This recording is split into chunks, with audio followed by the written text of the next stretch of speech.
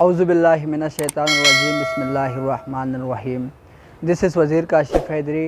Today I am going to explain the part of 7 C's. First तो हमने complete कर लिया कंसाइसनेस के हवाले से।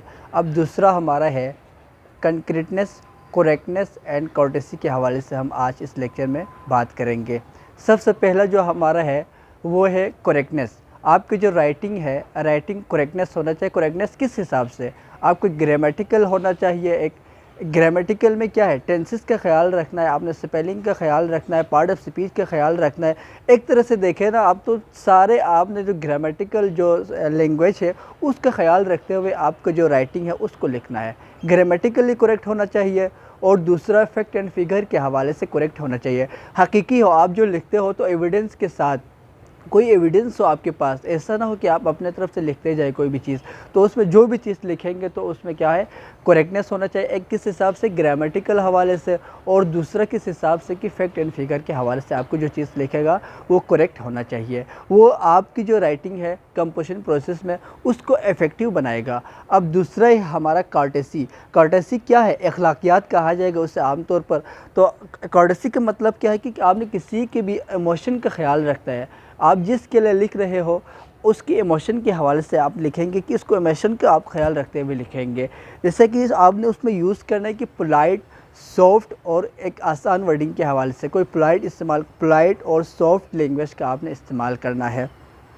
इसमें दो एक हमारा टाइप होता है कि कॉर्टेसी में, कि एक जनरल या लिटरल होता है, एक दूसरा हमारा एनालॉजिकल और स्पेसिफिक और जो स्पेसिफिक होता है कि कोई भी आपको कॉर्टेसी हो या जनरल हो सकते हैं या लिटरल हो सकते हैं या एनालॉजिकल हो सकते हैं आपके।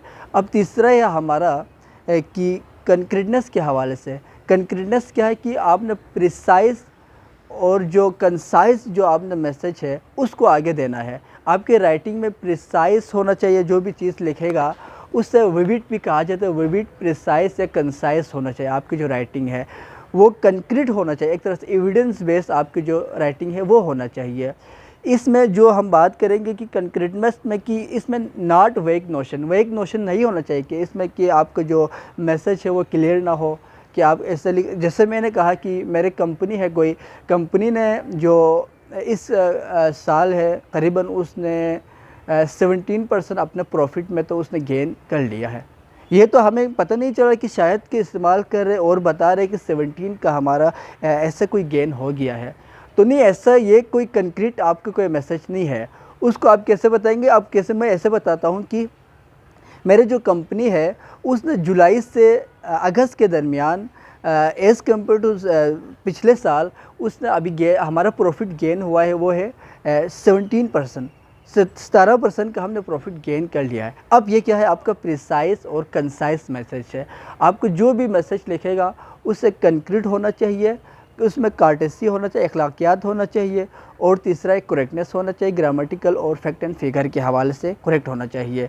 हमारे साथ जुड़े रहे और हमारे एक एक वीडियोस को आप देखते रहे और इसको आप अपने कॉपीज़ में नोट करते जाए। इंशाल्लाह आपको एक एक चीज़ समझाते हुए इसको इसी तरीके से आपको समझाने की कोशिश करेंगे।